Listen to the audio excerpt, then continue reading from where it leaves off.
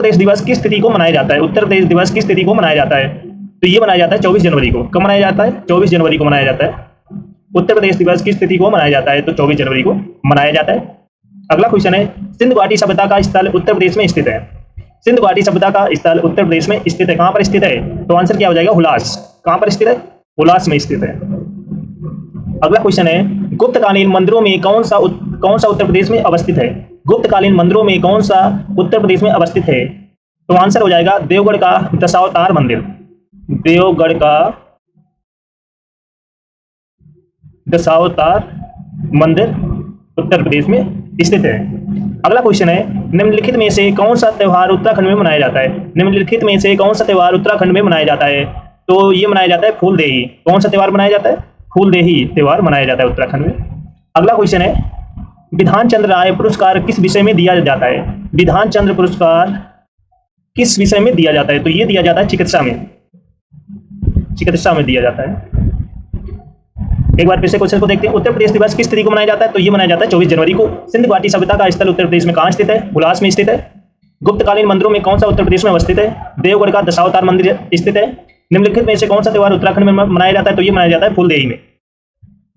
विधान चंद्र राय पुरस्कार किस विषय में दिया जाता है? तो ये दिया जाता है चिकित्सा में। बेस्ट ओके, सभी लोग इस क्लास को जल्द से लाइक कर दो, शेयर कर दो। सभी लोग बहुत जबरदस्त क्वेश्चन की प्रैक्टिस करने वाले हैं आपके आने वाले एग्जाम यूपी प्लस कांस्टेबल के लिए, तो फटाफट शेयर कर दो सभी को। अगला क्वेश्चन है, बहुत जबरदस्त है।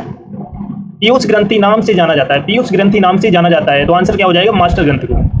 मास्टर ग्रंथि को पीयूष ग्रंथि नाम से जाना जाता है। तो आंसर क्या हो जाएगा? मास्टर ग्रंथि को जाना जाता है। अगला क्वेश्चन है, पौधों के लिए सबसे अच्छा उर्वरक कौन सा है? पौधों के लिए सबसे अच्छा उर्वरक कौन सा है? तो आंसर क्या हो जाएगा? कंपोस्ट। कंपोस्ट बहुत इंपॉर्टेंट क्वेश्चन है, यही एग्जाम में आने वाले हैं। अगला क्वेश्चन है, पेट्रोलियम किस प्रकार की चट्टानों में पाया जाता है? पेट्रोलियम किस प्रकार की चट्टानों में पाया जाता है? तो आंसर हो जाएगा अवसादी चट्टान। आंसर क्या हो जाएगा? अवसादी चट्टान। Best okay. अगला क्वेश्चन है, डीडीटी का उपयोग किस रूप में किया जाता है? डीडीटी का उपयोग किस रूप में किया जाता है? तो ये किया जाता है कीटनाशी के लिए। कीटनाशी के लिए किया जाता है। अगला क्वेश्चन है, गुब्बारे को उड़ाने के लिए काम में लाई जाने वाली गैस कौन सी है? गुब्बारे को उड़ाने के लिए काम में लाई जाने वाली गैस कौन सी है? तो आंसर क्या हो जाएगा? हीलियम। हीलियम। या गुब्बारे में कौन सी गैस भरी जाती है? तो ये क्या हो जाएगा? हीलियम। Let's see. पीयूष ग्रंथि नाम से जाना जाता है। किसको जाना जाता है? मास्टर ग्रंथि को जाना जाता है। पौधों के लिए सबसे अच्छा उर्वरक कौन सा है? कंपोस्ट। पेट्रोलियम किस प्रकार की चट्टानों में पाया जाता है? तो ये पाया जाता है अवसादी चट्टान। डीडीटी का उपयोग किस रूप में किया जाता है? तो ये किया जाता है कीटनाशी के। गुब्बारों को उड़ाने के लिए काम में लाई जाने वाली गैस कौन सी है? हीलियम है। फटाफट लाइक शेयर रुकने नहीं चाहिए, सभी को शेयर कर दो। जो फर्स्ट टाइम वॉच करें चैनल को सब्सक्राइब कर लो, जिससे कि आने वाली क्लास का नोटिफिकेशन आपके पास फटाफट पहुंचे। अगला क्वेश्चन है, बहुत इंपॉर्टेंट है। भारत की कौन सी नदी कर्क रेखा को 2 बार काटती है? भारत की कौन सी नदी कर्क रेखा को 2 बार काटती है? तो आंसर क्या हो जाएगा? माही नदी। माही नदी कर्क रेखा को 2 बार काटती है। अगला क्वेश्चन है, बुद्ध को निम्न में से किस स्थान पर ज्ञान की प्राप्त हुई है? बुद्ध को निम्न में से किस स्थान पर ज्ञान की प्राप्त हुई है? तो आंसर क्या हो जाएगा? बोध गया। बोध गया। अगला क्वेश्चन है, संगम साहित्य का कौन सा ग्रंथ तमिल व्याकरण से संबंधित है? तो आंसर हो जाएगा तोलकापियम। तोलकापियम। अगला क्वेश्चन है, विजयनगर साम्राज्य की राजधानी थी। विजयनगर साम्राज्य की राजधानी थी क्या थी? हम्पी। हम्पी राजधानी थी। अगला क्वेश्चन है, गांधी इरविन समझौता किस वर्ष हुआ था? गांधी इरविन समझौता किस वर्ष हुआ था? तो आंसर हो जाएगा 1931 में। कब हुआ था? 1931 में हुआ था। भारत की कौन सी नदी कर्क रेखा को 2 बार काटती है? माही नदी 2 बार काटती है। बुद्ध को निम्न में से किस स्थान पर ज्ञान की प्राप्ति हुई थी? बोध गया। संगम साहित्य का कौन सा ग्रंथ तमिल व्याकरण से संबंधित है? तोलकापियम। विजयनगर साम्राज्य की राजधानी थी हम्पी थी। गांधी इरविन समझौता किस वर्ष हुआ था? 1931 में। Best okay. अगला क्वेश्चन है, बरनौली पर में का संबंध किस संरक्षण से है? बरनौली पर में का संबंध किस संरक्षण में से है? तो आंसर हो जाएगा ऊर्जा के संरक्षण से। ऊर्जा के संरक्षण से। अगला क्वेश्चन है, रडार पद्धति किस पर कार्य करती है? रडार पद्धति किस पर कार्य करती है? तो आंसर हो जाएगा विद्युत चुंबकीय तरंग पर। किस पर कार्य करती है? विद्युत चुंबकीय तरंग पर कार्य करती है।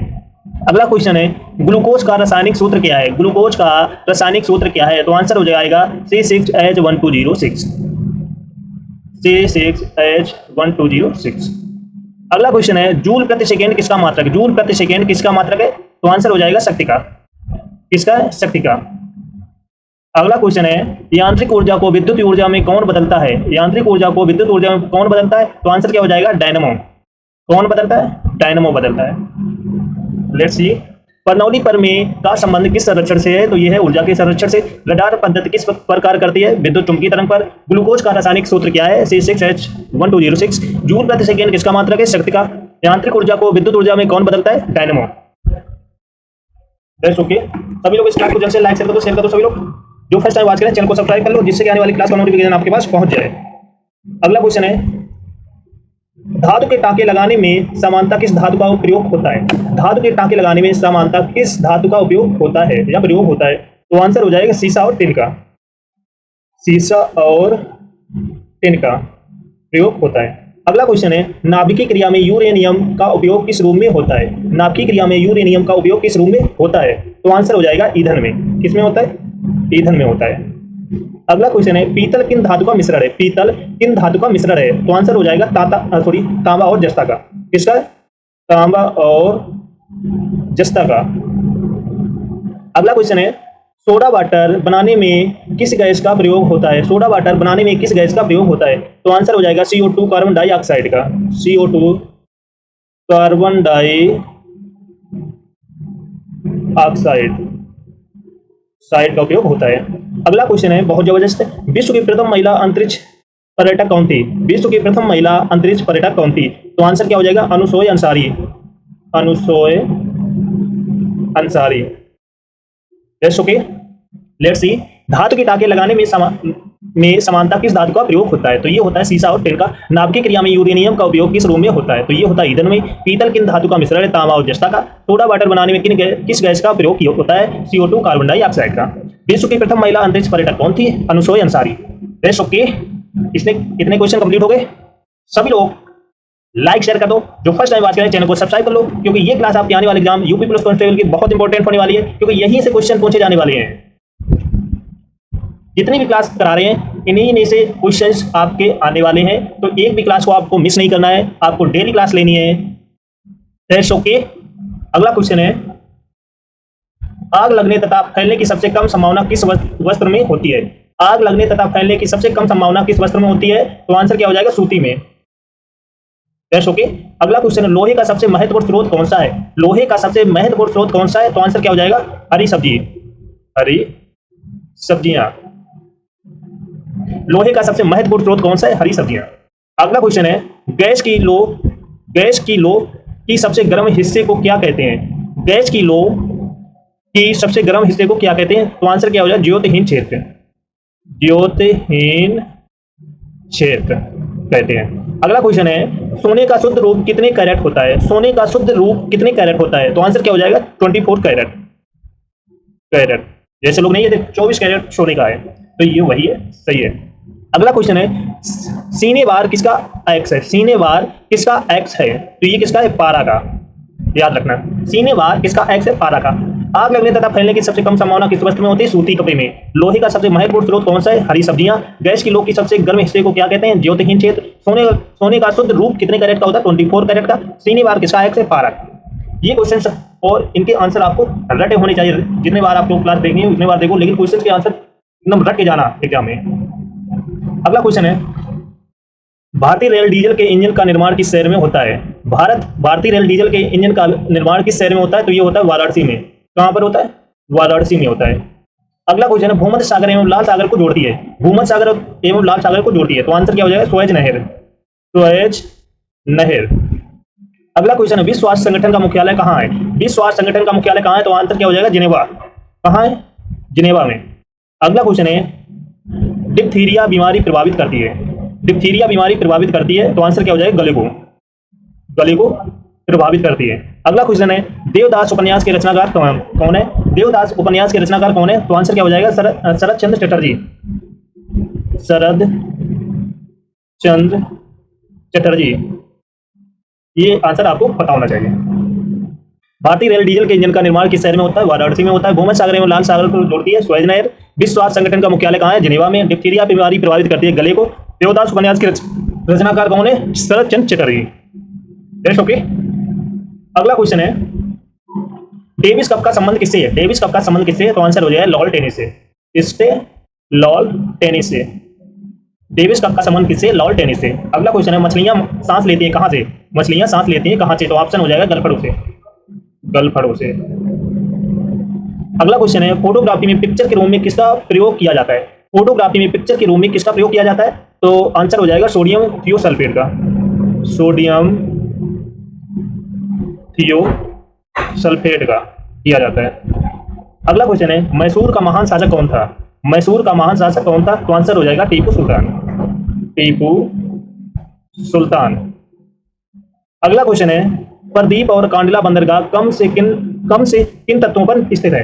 प्रदीप और कांडला बंदरगाह कम से किन तत्वों पर स्थित है? तो ये आंसर हो जाएगा पूर्वी तट और पश्चिमी तट पर।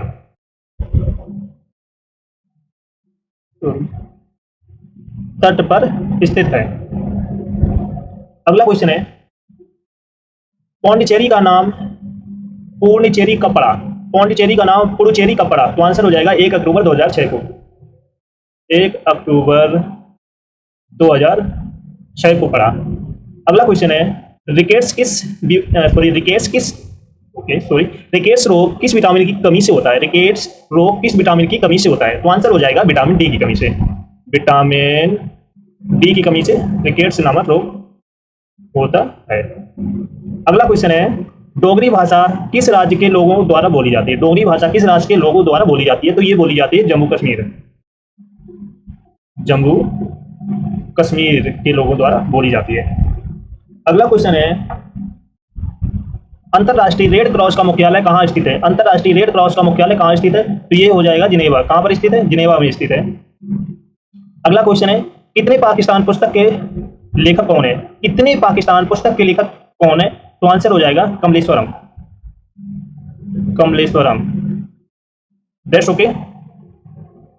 अगला क्वेश्चन है गोलकुंडा किला किस राज्य में स्थित है? गोलकुंडा किला किस राज्य में स्थित है? तो आंसर हो जाएगा तेलंगाना में। कहाँ स्थित है? तेलंगाना में स्थित है। अगला क्वेश्चन है शब्द बटरफ्लाई स्ट्रोक किस खेल से संबंधित है? शब्द बटरफ्लाई स्ट्रोक किस खेल से संबंधित है? तो आंसर हो जाएगा तैराकी से। तैराकी से। अगला क्वेश्चन है सतलज नदी से जल ग्रहण कौन सी नहर करती है? सतलज नदी से जल ग्रहण कौन सी नहर करती है? तो आंसर हो जाएगा राजस्थान नहर। राजस्थान नहर।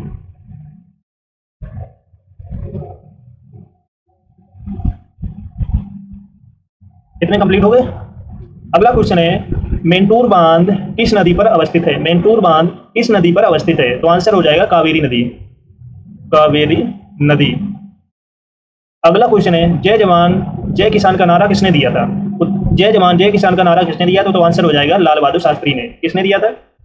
लाल बहादुर शास्त्री ने। ओके। अगला क्वेश्चन है क्रिकेट के किस खिलाड़ी को रावलपिंडी एक्सप्रेस कहा जाता है? क्रिकेट के किस खिलाड़ी को रावलपिंडी एक्सप्रेस कहा जाता है? तो आंसर हो जाएगा शोएब अख्तर को। किसको कहा जाता है? शोएब अख्तर को कहा जाता है। अगला क्वेश्चन है प्लासी का युद्ध किसके बीच और कब हुआ था? प्लासी का युद्ध किसके बीच और कब हुआ था? तो आंसर हो जाएगा 23 जून 1757 अंग्रेजों और सिराजुद्दौला के बीच हुआ था। तो ये आंसर आपको पता रखना है। अगला क्वेश्चन है कुतुब मीनार की ऊंचाई कितनी है? कुतुब मीनार की ऊंचाई कितनी है? 2 से 40 फीट। Rest okay. अगला क्वेश्चन है वाटर फ्लू किस शहर में स्थित है? वाटर फ्लू किस शहर में स्थित है? तो आंसर हो जाएगा बेल्जियम में। कहां पर स्थित है? बेल्जियम में स्थित है। अगला क्वेश्चन है मेलाकोनाइट किस धातु की खनिज है? मेलाकोनाइट किस धातु की खनिज है? तो आंसर हो जाएगा तांबा की। आंसर क्या हो जाएगा? तांबा। अगला क्वेश्चन है मनुष्य के शरीर में कितना लीटर रुधिर होता है? मनुष्य के शरीर में कितना लीटर रुधिर होता है? तो आंसर हो जाएगा 5 से 6 लीटर। 5 से 6 लीटर रुधिर होता है। अगला क्वेश्चन है जुलू जनजाति कहाँ पाई जाती है? जुलू जनजाति कहाँ पाई जाती है? तो ये पाई जाती है दक्षिण अफ्रीका में। कहाँ पाई जाती है? दक्षिण अफ्रीका में पाई जाती है। अगला क्वेश्चन है श्रीनगर शहर को किस सम्राट ने बसाया था? श्रीनगर शहर को किस सम्राट ने बसाया था? तो आंसर हो जाएगा सम्राट अशोक ने। सम्राट अशोक ने। अगला क्वेश्चन है, दूध का घनत्व किससे मापा जाता है? दूध का घनत्व किससे मापा जाता है? तो आंसर हो जाएगा लैक्टोमीटर से। लैक्टोमीटर से। ऐसे क्वेश्चंस आपके एग्जाम में आएंगे। तो जितने भी क्वेश्चन करा रहे हैं सबके आंसर आपको रटे होने चाहिए, जैसे भी रट पाओ आपको यहाँ आंसर रटने हैं। तंबाकू में कौन सा नामक रसायन पाया जाता है? तो आंसर हो जाएगा निकोटीन। निकोटीन तंबाकू में पाया जाता है। रेस्ट ओके, निकोटीन तंबाकू में पाया जाता है। अगला क्वेश्चन है, भारत के प्रथम गवर्नर जनरल का पद किसे दिया गया था? भारत के प्रथम गवर्नर जनरल का पद किसे दिया गया था? तो आंसर हो जाएगा लॉर्ड विलियम बेंटिंक को। लॉर्ड विलियम बेंटिंक को दिया गया था, याद रखना। अगला क्वेश्चन है, विश्व में सबसे बड़ा और सबसे भारी स्तनधारी क्या है? तो आंसर हो जाएगा ब्लू व्हेल। Blue whale. अगला क्वेश्चन है, सौर मंडल में सबसे छोटा ग्रह कौन सा है? सौर मंडल में सबसे छोटा ग्रह कौन सा है? तो आंसर हो जाएगा बुध ग्रह। बुध ग्रह। अगला क्वेश्चन है, दूरी की इकाई क्या है? दूरी की इकाई क्या है? तो आंसर हो जाएगा प्रकाश वर्ष। प्रकाश वर्ष। अगला क्वेश्चन है, पौधों में जल का ऊपर की ओर गति करना क्या कहलाता है? पौधों में जल का ऊपर की ओर गति करना क्या कहलाता है? तो ये कहलाता है रसासोहन। क्या कहलाता है? रसासोहन। ये आंसर आपको रट लेना है। Rest okay. सभी लोग इस क्लास को जल्द से लाइक शेयर कर दो। सभी लोग जो फर्स्ट टाइम बात करें चैनल को सब्सक्राइब कर लो, जिससे कि आने वाली क्लास का नोटिफिकेशन आपके पास पहुंच जाए, क्योंकि ये क्लास आपके आने वाले एग्जाम यूपी पुलिस कांस्टेबल के लिए बहुत इंपॉर्टेंट होने वाली है। यहीं से क्वेश्चन आपके एग्जाम में पूछे जाएंगे, तो एक भी क्लास आपको मिस नहीं करना है। और सभी लोग कमेंट करके बताओ आज की क्लास कैसे लगी, आज के क्वेश्चन कैसे लगे। बहुत इंपॉर्टेंट क्वेश्चन आज की क्लास में कराए हैं। यही क्वेश्चन आपके एग्जाम में आएंगे, तो इधर उधर से पढ़ने की जरूरत नहीं है, बस आपको क्लास डेली लेनी है। Rest okay. सभी को कमेंट करके बताना है आज की क्लास कैसी लगी। सभी लोग लाइक शेयर कर दो। सभी लोग लाइक शेयर रुकने नहीं चाहिए, सभी को शेयर कर दो। आज की क्लास तो फिर यहीं पर रखते हैं, मिलते हैं नेक्स्ट क्लास में। तब तक लिए जय हिंद। पूर्व का मोती किस देश को कहा जाता है? पूर्व का मोती किस देश को कहा जाता है? तो आंसर हो जाएगा श्रीलंका। किस देश को कहा जाता है? श्रीलंका को कहा जाता है। बहुत इंपॉर्टेंट क्वेश्चन है। पूर्व का मोती किस देश को कहा जाता है? श्रीलंका को कहा जाता है। आपका कटोरा किस देश को कहा जाता है? चीनी का कटोरा किस देश को कहा जाता है? तो आंसर हो जाएगा क्यूबा। किस देश को कहा जाता है? क्यूबा को कहा जाता है। चीनी का कटोरा किस देश को कहा जाता है? तो देश हो जाएगा क्यूबा। क्वेश्चन नंबर 3 है, सफेद हाथियों का देश किसको कहा जाता है? सफेद हाथियों का देश किसे कहा जाता है? तो आंसर हो जाएगा थाईलैंड। किसे कहा जाता है? थाईलैंड को कहा जाता है। बहुत इंपॉर्टेंट क्वेश्चन है, यही क्वेश्चन आपके एग्जाम में छपने वाले हैं। सफेद हाथियों का देश किसको कहा जाता है? तो थाईलैंड को कहा जाता है। अगला क्वेश्चन है, थाईलैंड का प्राचीन नाम क्या है? थाईलैंड का प्राचीन नाम क्या है? आंसर है श्याम। थाईलैंड का प्राचीन नाम क्या है? श्याम। क्वेश्चन नंबर 5 है, जापान का प्राचीन नाम क्या है? जापान का प्राचीन नाम क्या है? तो आंसर हो जाएगा निप्पन। जापान का प्राचीन नाम क्या है? निप्पन। एक बार फिर से देखते हैं, पूर्व का मोती किस देश को कहा जाता है? तो ये कहा जाता है श्रीलंका को। चीनी का कटोरा किस देश को कहा जाता है? तो ये कहा जाता है क्यूबा को। सफेद हाथियों का देश किसको कहा जाता है? तो ये कहा जाता है थाईलैंड को। थाईलैंड का प्राचीन नाम क्या है? श्याम। जापान का प्राचीन नाम क्या है? निप्पन। ये क्वेश्चन आपको याद रखनी है, यही क्वेश्चंस आपके एग्जाम में आने वाले हैं। तो फटाफट लाइक शेयर कर दो। सभी को जो फर्स्ट टाइम वॉच करें चैनल को सब्सक्राइब कर लो, जिससे कि आने वाले क्लास का नोटिफिकेशन आपके पास पहुंच जाए, क्योंकि ये क्लास आपके आने वाले एग्जाम यूपी पुलिस कांस्टेबल के लिए बहुत इंपॉर्टेंट चल रही है। तो सभी को शेयर कर दो, लाइक शेयर रुकने नहीं चाहिए। अगला क्वेश्चन है क्वेश्चन नंबर 6। क्वेश्चन नंबर 6 क्या है? बगदाद किस नदी के किनारे बसा है? बगदाद किस नदी के किनारे बसा है? तो ये बसा है टिग्रिस। कौन सी नदी के किनारे बसा है? टिग्रिस नदी के किनारे बसा है। बहुत इंपॉर्टेंट क्वेश्चन है, बगदाद किस नदी के किनारे बसा है? तो ये बसा है टिग्रिस नदी के किनारे। अगला क्वेश्चन है सबसे बहुत इंपॉर्टेंट है, सबसे विशाल मंदिर कौन सा है? सबसे विशाल मंदिर कौन सा है? तो आंसर हो जाएगा अंकोर वाट का मंदिर, कंबोडिया। अंकोर वाट का मंदिर, कंबोडिया। अंकोर वाट का मंदिर, बहुत इंपॉर्टेंट क्वेश्चन है, कंबोडिया।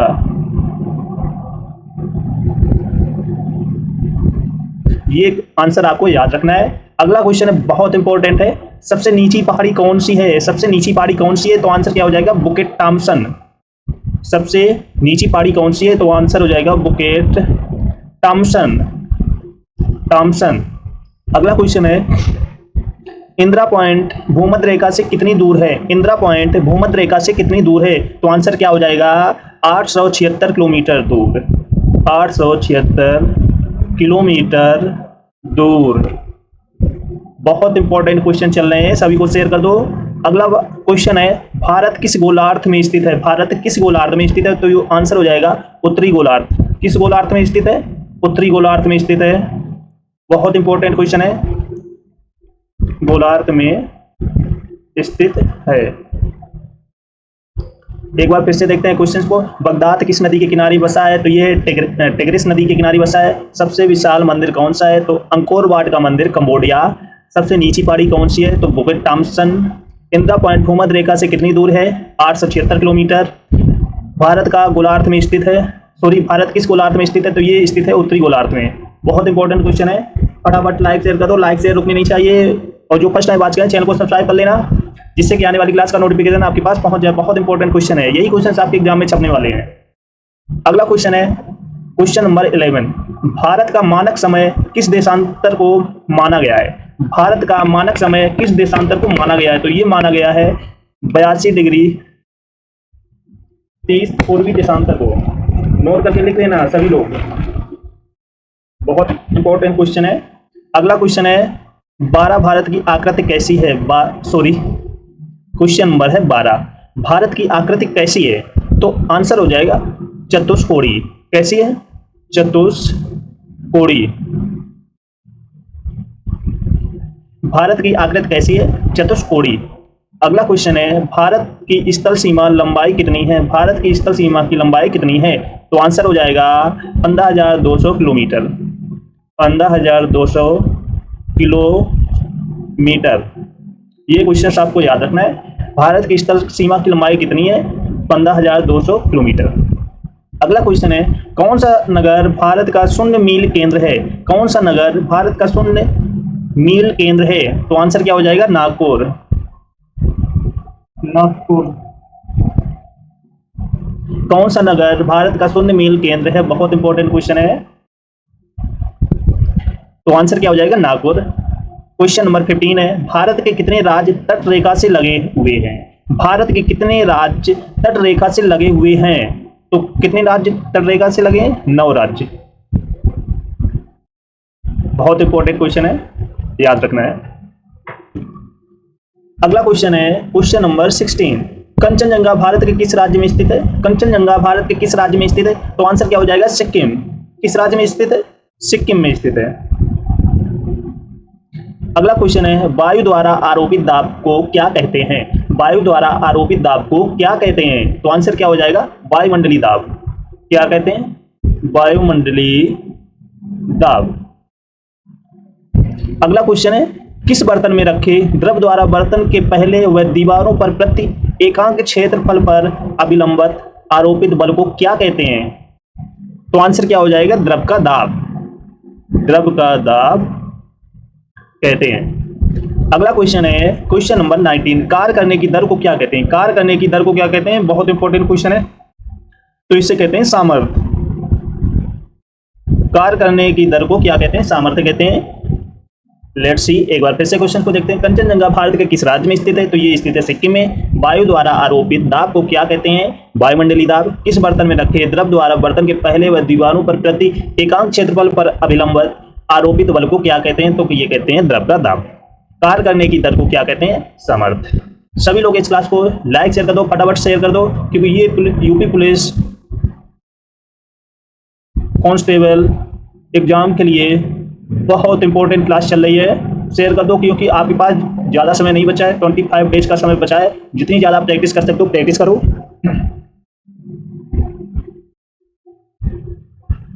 अगला क्वेश्चन है, क्वेश्चन नंबर 21, कौन से नियम प्रकाश तथा ध्वनियों तरंगों में समान है? कौन से नियम प्रकाश तथा ध्वनियों तरंगों में समान है? तो आंसर क्या हो जाएगा? परावर्तन व अभिवर्तन के नियम। परावर्तन व अपवर्तन के नियम।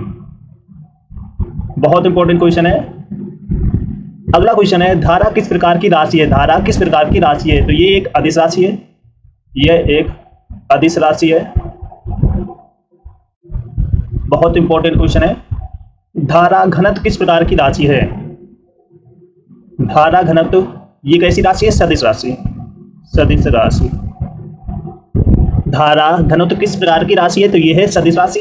अगला क्वेश्चन है बहुत इंपॉर्टेंट है, सारे क्वेश्चंस इंपॉर्टेंट करा रहे हैं जो आपके एग्जाम में आए, पढ़ो वो जो एग्जाम में आए। किन पदार्थों की आपेक्षिक चुंबकीय चलता एक से अधिक होती है? किन पदार्थों की आपेक्षिक चुंबकीय चलता एक से अधिक होती है? तो आंसर क्या हो जाएगा? लौह चुंबकीय पदार्थ, लौह चुंबकीय पदार्थ। अगला क्वेश्चन है क्वेश्चन नंबर 25। चुंबकीय किस स्थान पर चुंबकीय क्षेत्र दुर्बल होता है? चुंबकीय किस स्थान पर चुंबकीय क्षेत्र दुर्बल होता है? तो आंसर क्या हो जाएगा? ध्रुव से दूर। आंसर क्या हो जाएगा? ध्रुव से दूर। इंपॉर्टेंट क्वेश्चन है, सारे क्वेश्चन इंपॉर्टेंट है। लेट्स सी एक बार फिर से देखते हैं। कौन से नियम प्रकाश तथा ध्वनि तरंगों में समान होते हैं? परावर्तन व अपवर्तन के नियम समान होते हैं। धारा किस प्रकार की राशि है? ये एक अदिश राशि है। धारा घनत्व किस प्रकार की राशि है? ये एक सदिश राशि है। किन पदार्थों की अपेक्षित चुंबकीय चलता एक से अधिक होती है? तो ये होती है लौह चुंबकीय पदार्थ की। चुंबकीय किस स्थानों पर चुंबकीय क्षेत्र दुर्बल होता है? तो ये होता है ध्रुव से दूर। इतने क्वेश्चन कंप्लीट हो गए। फटाफट लाइक शेयर कर दो, जो फर्स्ट टाइम वॉच करें चैनल को सब्सक्राइब कर लो, जिससे कि आने वाली क्लास का नोटिफिकेशन आपके पास पहुंच जाए। सभी को शेयर कर दो। ऑलमोस्ट सभी का एग्जाम यूपी पुलिस का लगा होगा, तो सभी को शेयर कर दो।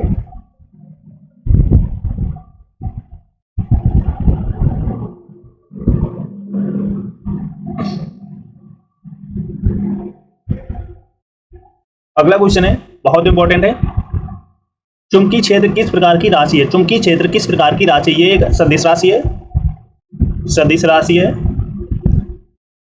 अगला क्वेश्चन है जो स्थान गिरता है तथा जिसमें भरा होता है वह क्या कहलाता है? जो स्थान गिरता है जिसमें भरा होता है वह स्थान क्या कहलाता है? तो ये कहलाता है द्रव पदार्थ। क्या कहलाता है? द्रव पदार्थ कहलाता है। बहुत इंपॉर्टेंट क्वेश्चन है। अगला क्वेश्चन है द्रव किन तीन अवस्थाओं में पाया जाता है? द्रव किन तीन अवस्थाओं में पाया जाता है? बहुत इंपॉर्टेंट क्वेश्चन है। तो आंसर क्या हो जाएगा? ठोस, द्रव, गैस। ठोस, द्रव, गैस, ये तीन अवस्थाएं हैं जिसमें द्रव पाया जाता है। अगला क्वेश्चन है ध्रुव की चौथी अवस्था किसे माना गया है? ध्रुव की चौथी अवस्था किसे माना गया है? तो आंसर क्या हो जाएगा? प्लाज्मा को। किसे माना गया है? प्लाज्मा को। अगला क्वेश्चन है बहुत इंपॉर्टेंट है। द्रव के कौन से तीन प्रकार हैं? द्रव के कौन से तीन प्रकार हैं? तत्व, यौगिक और मिश्रण। तत्व, यौगिक और मिश्रण, ये वो तीन प्रकार हैं द्रव के। लेट्स सी एक बार फिर से देखते हैं। चुंबकीय क्षेत्र किस प्रकार की राशि है? ये एक सदिश राशि है। जो स्थान गिरता है तथा जिसमें भरा होता है वह क्या कहलाता है? तो वो कहलाता है द्रव पदार्थ। द्रव इन तीन अवस्थाओं में पाया जाता है, ठोस, द्रव और गैस। द्रव की चौथी अवस्था किसे माना गया है? प्लाज्मा को माना गया है। द्रव के कौन से तीन प्रकार हैं? तत्व, यौगिक और मिश्रण। अगला क्वेश्चन है बहुत इंपॉर्टेंट है। वर्तमान में तत्व कितने हैं? वर्तमान में तत्व कितने हैं? तो आंसर क्या हो जाएगा? 118। वर्तमान में तत्व कितने हैं? 118 हैं। अगला क्वेश्चन है वर्तमान में जो 118 तत्व हैं उनमें से कितने प्रकृति में पाए जाते हैं? वर्तमान में जो 118 तत्व हैं उनमें से कितने प्रकृति में पाए जाते हैं? तो 94 पाए जाते हैं। 94 पाए जाते हैं। अगला क्वेश्चन है किन पदार्थों के गलनांक तथा क्वथनांक निश्चित होते हैं? किन पदार्थों के, बहुत इंपॉर्टेंट क्वेश्चन है, गलनांक तथा क्वथनांक निश्चित होते हैं? तो ये होते हैं यौगिक के। यौगिक के निश्चित होते हैं। अगला क्वेश्चन है आवर्त सारणी का प्रथम धातु कौन सा है? आवर्त सारणी का प्रथम धातु कौन सा है? तो प्रथम धातु है हाइड्रोजन। कौन सा है? हाइड्रोजन। नोट करके लिख लेना, बहुत इंपॉर्टेंट क्वेश्चन है। अगला क्वेश्चन है आवर्त सारणी का दूसरा तत्व कौन सा है? तो आंसर क्या हो जाएगा? हीलियम। हीलियम। लेट्स सी एक बार फिर से देखते हैं क्वेश्चन को। वर्तमान में तत्व कितने हैं? 118 हैं। वर्तमान में जो 118 तत्व हैं उनमें से कितने प्रकृति में पाए जाते हैं? 94 पाए जाते हैं। नोट करके लिख लेना। किन पदार्थों के गलनांक क्वथनांक निश्चित होते हैं? तो ये होते हैं यौगिक के। आवर्त सारणी का प्रथम धातु कौन सा है? हाइड्रोजन है। आवर्त सारणी का दूसरा धातु कौन सा है? सॉरी, तत्व कौन सा है? हीलियम है। तो सभी लोग लाइक शेयर कर दो। सभी लोग जो फर्स्ट टाइम वॉच करें चैनल को सब्सक्राइब कर लो और कमेंट करके बताना आज के क्वेश्चंस कैसे लगे। सभी को कमेंट करके बताना है आज की क्लास कैसे लगी, आज के क्वेश्चंस कैसे लगे। यही क्वेश्चंस आपके एग्जाम में छपने वाले हैं, तो एक भी क्लास, एक भी क्वेश्चन को मिस नहीं करना है। आखिरी समय बचा है, आखिरी टाइम चल रहा है, एग्जाम से पहले जितनी आप प्रैक्टिस कर सकते हो प्रैक्टिस करो। ये मत सोचो कि हम सिलेबस के चक्कर में, अब सिलेबस जो होना था हो गया। जितने ज़्यादा आप प्रैक्टिस कर सकते हो प्रैक्टिस पर ध्यान दो, दिन रात प्रैक्टिस करो, क्योंकि आपके पास ज़्यादा से ज़्यादा 25 डेज का, 25 डेज से नहीं 20 डेज का समय बचा है। 20 डेज आप मानकर आप चलिए, इसमें ज़्यादा से ज़्यादा आप प्रैक्टिस पर ध्यान दो। जितनी ज़्यादा आप प्रैक्टिस कर सकते हो उतनी ज़्यादा प्रैक्टिस करो, चाहे वो मैथ हो या रीजनिंग हो या जीके जीएस हो या हिंदी हो। जितनी ज़्यादा आप प्रैक्टिस कर सकते हो प्रैक्टिस पर करो, ध्यान दो, और जितना भी सिलेबस हुआ है उसका ज़्यादा से ज़्यादा आप रिवीजन करो, चाहे वो हिंदी हो चाहे जीके जीएस हो। जो भी नोट्स आपने बनाए हैं उनकी आप जितना ज़्यादा आप रिवीजन कर सकते हो रिवीजन करो। चाहे मैथ की बात तो प्रैक्टिस करनी पड़ेगी, बिना प्रैक्टिस के कुछ होगा नहीं। तो आप जीके जीएस और हिंदी की आप रिवीजन कर सकते हो। तो ज़्यादा मैराथन के चक्कर में मत पड़ना, नहीं तो कुछ नहीं होने वाला है। जितने आपने नोट्स बनाए हैं हिंदी और जीके जीएस के, उन्हीं का रिवीजन करो। जितना हो सकता है आप मैथ और रीजनिंग की प्रैक्टिस करो, जल्द से जल्द लगे रहो दिन रात। इस बार वर्दी लेनी है, क्योंकि पता नहीं फिर किसका कब वैकेंसी आए, तो इसी बार पूरी जान लगा दो। चलो, तो सभी लोग कमेंट करके बताना आज की क्लास कैसे लगी, आज के क्वेश्चंस कैसे लगे। लाइक शेयर कर दो, जो फर्स्ट टाइम वाच करें चैनल को सब्सक्राइब कर लो। तो आज की क्लास यहीं पर मिलते हैं नेक्स्ट क्लास में, तब तक लिए जय हिंद। विश्व का सबसे प्राचीन खेल क्या है? विश्व का सबसे प्राचीन खेल क्या है? तो आंसर हो जाएगा पोलो। विश्व का सबसे प्राचीन खेल क्या है? पोलो। अगला क्वेश्चन है, भारत के प्रथम क्रिकेट कप्तान कौन थे? भारत के प्रथम क्रिकेट कप्तान कौन थे? तो आंसर हो जाएगा सीके नायडू। कौन थे? सीके नायडू। नोट करके लिख लेना, भारत के प्रथम क्रिकेट कप्तान थे सीके नायडू। अगला क्वेश्चन है, प्रथम एशिया कप का विजेता देश, प्रथम एशिया कप का विजेता देश कौन था? तो आंसर हो जाएगा Pakistan. First time Asia cup जीता था पाकिस्तान ने, पाकिस्तान प्रथम एशिया कप विजेता देश था पाकिस्तान। अगला क्वेश्चन है, बहुत इंपॉर्टेंट है, मछली के यकृत में कौन सा विटामिन होती है?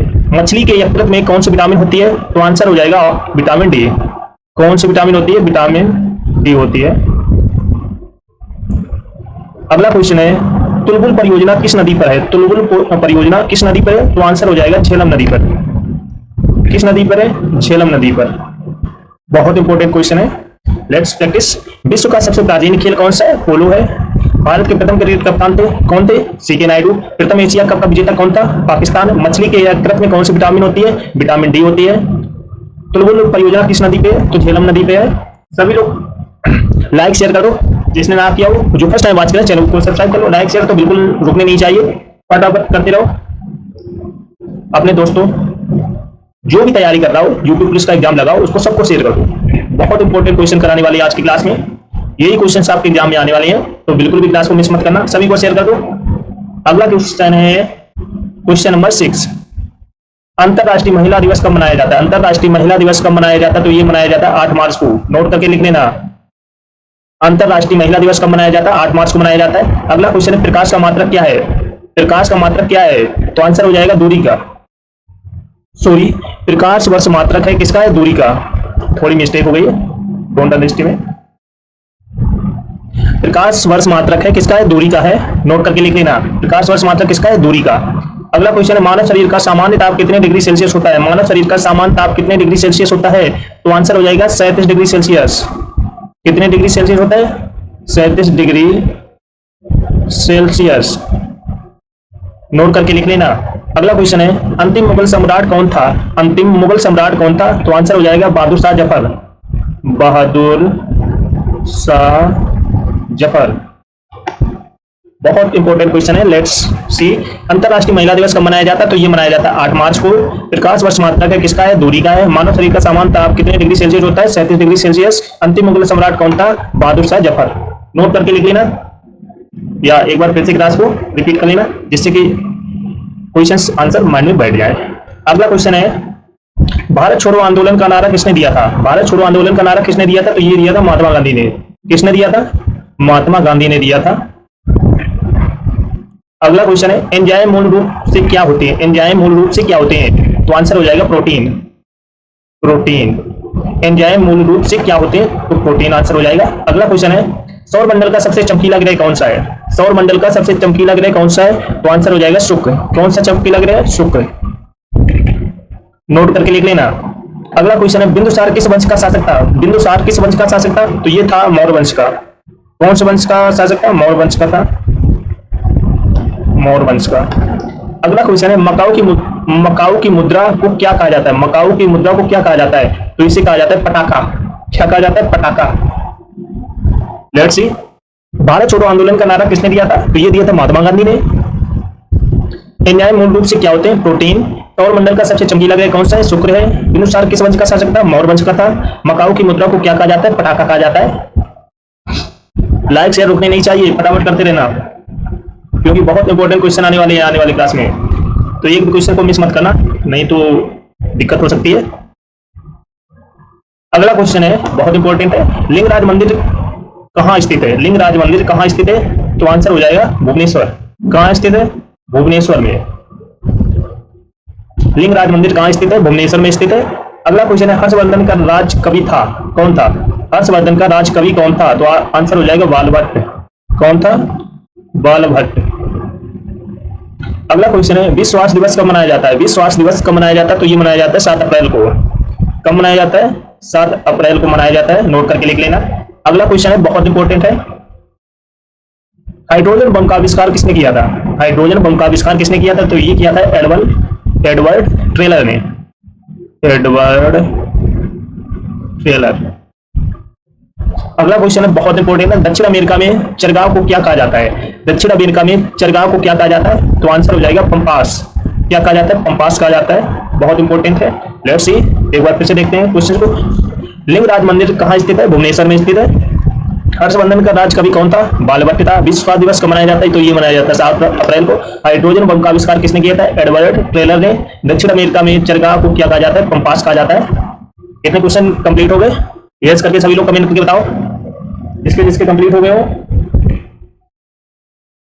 मजा आ रहा है क्लास में?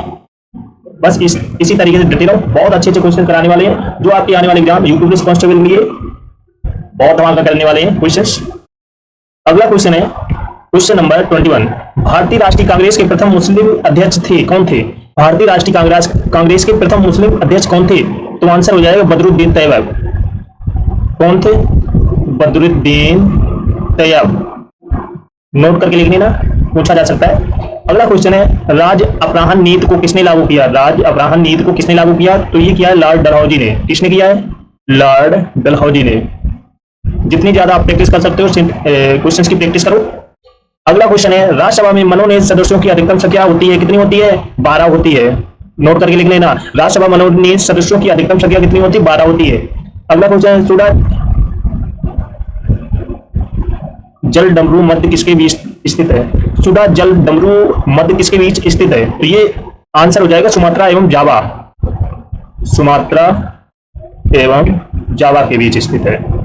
अगला क्वेश्चन है, राष्ट्रीय आय का आकलन करता है कौन करता है? तो आंसर हो जाएगा केंद्रीय सांख्यिकी संगठन। केंद्रीय सांख्यिकी संगठन। लेट्स सी, भारतीय राष्ट्रीय कांग्रेस के प्रथम मुस्लिम अध्यक्ष कौन थे? बदरुद्दीन तैयब। राज अपराहन नीति किसने लागू की? लॉर्ड डलहौजी ने की थी। राज्यसभा में मनोनीत सदस्यों की अधिकतम संख्या कितनी थी? 12। टूडा जल डमरू मध्य किसके बीच स्थित है? सुमात्रा एवं जावा के बीच। राष्ट्रीय आय का आकलन करता है केंद्रीय सांख्यिकी संगठन।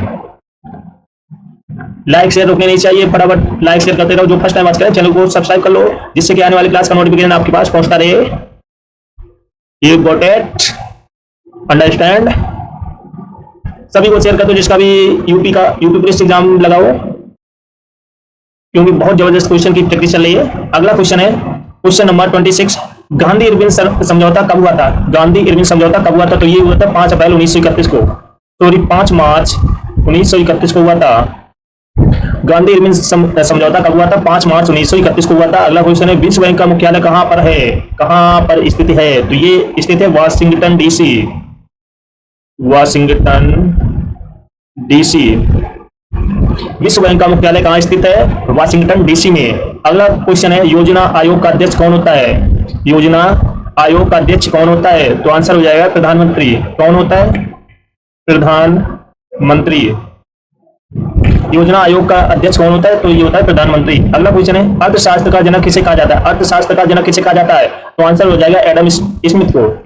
एडम स्मिथ को कहा जाता है, स्मिथ को कहा जाता है। अगला क्वेश्चन है, बहुत इंपॉर्टेंट है, शिक्षा की सूची के अंतर्गत आता है, कौन आता है? समवर्ती सूची।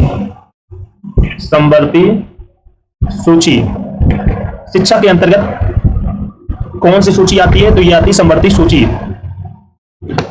लेट्स सी, गांधी इरविन समझौता कब हुआ था? 5 मार्च 1931 को हुआ था। विश्व बैंक का मुख्यालय कहां पर है? वाशिंगटन डीसी में। योजना आयोग का अध्यक्ष कौन होता है? प्रधानमंत्री होता है। अर्थशास्त्र का जनक किसे कहा जाता है? एडम स्मिथ को। शिक्षा की सूची के अंतर्गत आता है समवर्ती सूची। अगला क्वेश्चन है, इंडिया हाउस कहां स्थित है? 31 क्वेश्चन है, इंडिया हाउस कहां स्थित है? तो ये स्थित है लंदन में। कहां स्थित है? लंदन में स्थित है। अगला क्वेश्चन है, क्वेश्चन नंबर 32, लॉपिंग गैस का रासायनिक नाम क्या है? लॉपिंग गैस का रासायनिक नाम है नाइट्रस ऑक्साइड। Nitrous oxide. अगला क्वेश्चन है, भारत में बैंकों का पहली बार राष्ट्रीयकरण कब हुआ था? भारत में बैंकों का पहली बार राष्ट्रीयकरण कब हुआ था? तो ये हुआ था 1969 को। 1969 को। अगला क्वेश्चन, मुद्रा राक्षस के लेखक कौन है? तो विशाख दत्त। कौन है? विशाख दत्त। अगला क्वेश्चन है, भारत में सेवा दिवस कब मनाया जाता है? भारत में सेवा दिवस कब मनाया जाता है? तो ये मनाया जाता है 15 जनवरी को।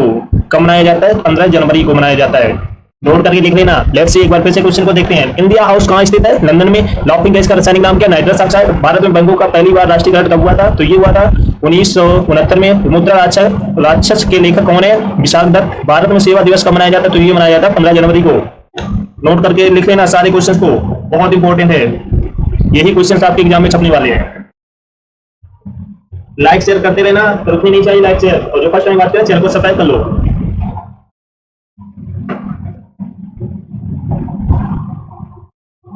फटाफट लाइक शेयर कर दो जल्द से जल्द, जिसने ना किया हो।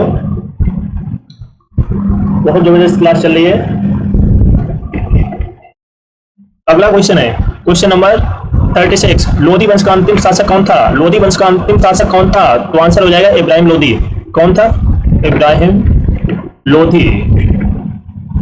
अगला क्वेश्चन है, मानसरोवर झील कहां स्थित है? मानसरोवर झील कहां स्थित है? कहां पर स्थित है? तिब्बत में। मानसरोवर झील कहां पर स्थित है? तिब्बत में स्थित है। विक्टोरिया पर बात कौन सी, विक्टोरिया पर बात कौन सी नदी पर है? तो ये है जाम्बेंजी नदी। कौन सी नदी? जाम्बेंजी नदी पर। विक्टोरिया पर बात कौन सी नदी पर है? जाम्बेंजी नदी पर। रजिया सुल्तान किसकी बेटी थी? रजिया सुल्तान किसकी बेटी थी? किसकी बेटी थी? इल्तुतमिश की। इल्तुतमिश की बेटी थी। अगला क्वेश्चन है, क्वेश्चन नंबर 40, सिख गुरु ने गुरु नानक की जीवनी लिखी थी। कौन सी लिखी थी? सिख गुरु ने गुरु नानक की जीवनी लिखी थी। तो वो जीवनी का नाम क्या था? गुरु अंगद देव। गुरु अंगद देव। लेट्स सी, एक बार फिर से क्वेश्चन को देखते हैं। लोधी वंश का अंतिम शासक कौन था? इब्राहिम लोधी। मानसरोवर झील कहां पर स्थित है? तिब्बत में स्थित है। विक्टोरिया पर बात कौन सी नदी पर है? जाम्बेनी नदी पर। रजिया सुल्तान किसकी बेटी थी? इल्तुतमिश की। सिख गुरु ने गुरु नानक की जीवनी लिखी थी। तो वो जीवनी कौन थी? गुरु अंगद देव। That's okay. अगला क्वेश्चन है, बहुत इंपॉर्टेंट है, क्वेश्चन नंबर 41, राज्यसभा द्वारा लोकसभा को धन विधेयक कितने दिनों में लौटा देना चाहिए? राज्यसभा द्वारा लोकसभा को धन विधेयक कितने दिनों में लौटा देना चाहिए? तो 14 दिनों में लौटा देना चाहिए। आंसर क्या हो जाएगा? 14 दिन। जगन्नाथ मंदिर को किस वंश ने बनवाया था? जगन्नाथ मंदिर को किस वंश ने बनवाया था? तो गंग वंश ने बनवाया था। सबके आंसर आपको पता होने चाहिए, नहीं पता है तो नोट करके लिख लो। अगला क्वेश्चन है, महाभारत का प्राचीन नाम क्या है? महाभारत का प्राचीन नाम क्या है? तो आंसर हो जाएगा जय संहिता। जय संहिता। महाभारत का प्राचीन नाम क्या है? जय संहिता। सबसे प्राचीन वेद कौन सा है? सबसे प्राचीन वेद कौन सा है? तो ऋग्वेद। सबसे प्राचीन वेद कौन सा है? ऋग्वेद है। नोट करके लिखते जाना, बहुत इंपॉर्टेंट क्वेश्चन है। अगला क्वेश्चन है, राष्ट्रपति अपना त्यागपत्र किसे देता है? राष्ट्रपति अपना त्यागपत्र किसे देता है? तो ये देता है उपराष्ट्रपति को। किसे देता है? उपराष्ट्रपति को। Got it? Let's see, Rajya Sabha द्वारा लोकसभा को धन विधेयक कितने दिनों में लौटा देना चाहिए? तो ये 14 दिनों में लौटा देना चाहिए। जगन्नाथ मंदिर को किस वंश ने बनवाया था? गंग वंश ने बनवाया था। महाभारत का प्राचीन नाम क्या था? जय संहिता। सबसे प्राचीन वेद ऋग्वेद है। राष्ट्रपति अपना त्यागपत्र किसे देता है? उपराष्ट्रपति को। That's okay. अगला क्वेश्चन है, बहुत इंपॉर्टेंट है, क्वेश्चन नंबर 46, हजामती दर्पण के रूप में किस दर्पण का उपयोग किया जाता है? हजामती दर्पण के रूप में किस दर्पण का उपयोग किया जाता है? सॉरी, प्रयोग किया जाता है या उपयोग किया जाता है? तो ये किया जाता है अवतल दर्पण का। किसका प्रयोग किया जाता है? अवतल दर्पण का। तानसेन का असली नाम क्या था? तानसेन का असली नाम क्या था? तो इसका असली नाम था रामतनु पांडे। रामतनु पांडे। क्या नाम था? रामतनु पांडे। अगला क्वेश्चन है, खजुराहो मंदिर लगभग कितने वर्ष पुराना है? खजुराहो मंदिर लगभग कितने वर्ष पुराना है? तो ये है 1000 वर्ष पुराना। 1000 वर्ष पुराना। अगला क्वेश्चन है, गोकाक झरना किस राज्य में स्थित है? गोकाक झरना किस राज्य में स्थित है? तो ये स्थित है बेलागावी या कर्नाटक। बेलागावी या कर्नाटक। बेलागावी या कर्नाटक में स्थित है। अगला क्वेश्चन है, आयात निर्यात बैंक की स्थापना कब की गई? आयात निर्यात बैंक की स्थापना कब की गई? तो ये की गई है 1982 में। कब की गई है? 1982 में। लेट्स सी एक बार फिर से क्वेश्चन को देखते हैं। हजामती दर्पण के रूप में किस दर्पण का प्रयोग किया जाता है? तो ये किया जाता है अवतल दर्पण का। तानसेन का असली नाम क्या था? रामतनु पांडे। खजुराहो मंदिर लगभग कितने वर्ष पुराना है? तो ये 1000 वर्ष पुराना है। गोकाक झरना किस नदी पर, सॉरी, गोकाक झरना किस राज्य में स्थित है? तो ये है बेलागावी या कर्नाटक। आयात निर्यात बैंक की स्थापना कब की गई? तो ये की गई है 1982 में। तो सभी लोग लाइक शेयर कर दो और जो फर्स्ट टाइम बात करें चैनल को सब्सक्राइब कर लो, जिससे कि आने वाली क्लास का नोटिफिकेशन आपके पास फटाफट पहुंच जाए। और सभी लोग कमेंट करके बताओ आज की क्वेश्चंस कैसे लगे और आज की क्लास कैसी लगी। सभी को कमेंट करके बताना है, क्योंकि यही क्वेश्चंस आपके आने वाले एग्जाम यूपी पुलिस कांस्टेबल के एग्जाम में छपने वाले हैं। तो बिल्कुल भी क्लास को मिस मत करना, सभी को कमेंट करके बताना है। तो आज की क्लास यहीं पर रखते हैं, मिलते हैं नेक्स्ट क्लास में। तब तक के लिए जय हिंद। सभी को शेयर कर देना, जो फर्स्ट टाइम बात करें चैनल को सब्सक्राइब कर लेना, जिससे कि आने वाली क्लास का नोटिफिकेशन आपके पास पहुंच जाए।